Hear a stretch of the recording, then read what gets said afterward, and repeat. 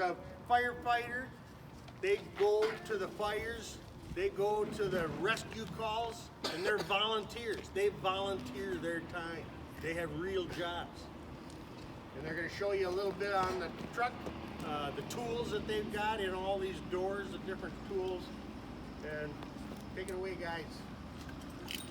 Who knows what this is?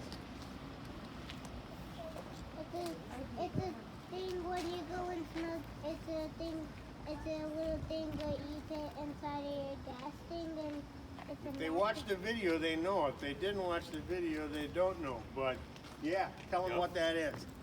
This is our air pack. They carry air in there. Trees. There's the chopping trees down. Chopping trees. Yeah, if we had a driveway out in the country that we can't get in, And I know what's first. how many kids live out in the country where we don't have fire hydrants? And we need a clear path. These trucks are big. This is one of the smaller fire trucks that we have. That's cool. That's why people want to be firefighters, just to do that.